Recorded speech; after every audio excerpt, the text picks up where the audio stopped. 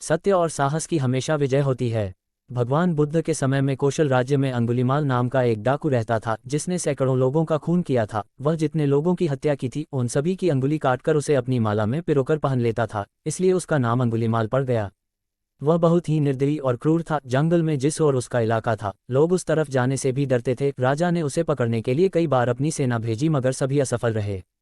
बुद्ध ने अपनी ज्ञान से यह अनुभव किया कि अंगुलीमाल के मन में कहीं दया व करुणा की भावना सोई हुई है, बस उसे जगाने की आवश्यकता है। ये सोच बुद्ध उस ओर चल दिए। जंगल में जिस ओर अंगुलीमाल रहता था, लोगों ने बुद्ध को उस ओर जाने से बहुत मना किया मगर वे नहीं रुके।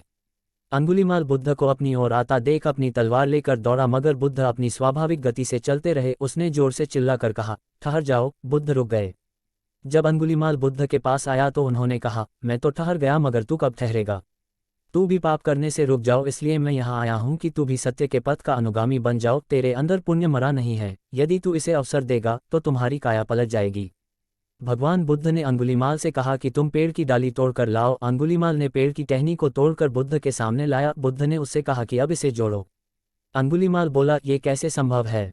यह मैं नहीं कर सकता। बुद्ध ने अंगुलीमाल से कहा कि जब तुम किसी चीज को जोड़ नहीं सकते, उसे तुम्हें तोड़ने का भी अधिकार नहीं है। बुद्ध की इस बात में बहुत तेज थी। ये सुनकर अंगुलीमाल के रोंगटे खड़े हो गए। उस पर बुद्ध के वचनों का बहुत ही अच्छा प्रभाव पड़ा। वह शीतल हो गया। वह भगवान बुद्ध के चरणों में गिरकर माफी की गुहार करने लगा। पहली बार किसी ने उससे इतने प्रेम भाव से बात की थी। अंगुलीमाल ने कहा, मुझे माफ कर, अपना अनुयायी बना लीजिए, मैं इस अनुशासन को स्वीकार करने को तैयार हूँ। उसने अंगुलियों की माला उतार कर फेंक दी और बुद्ध के चरणों में गिर पड़ा। वह उसी समय भिक्षु हो गया और कुछ समय के बाद उसे अरहत पद भी प्राप्त हो गया। वह भी बुद्ध से साथ सत्य के मार्ग पर चल पड़ा।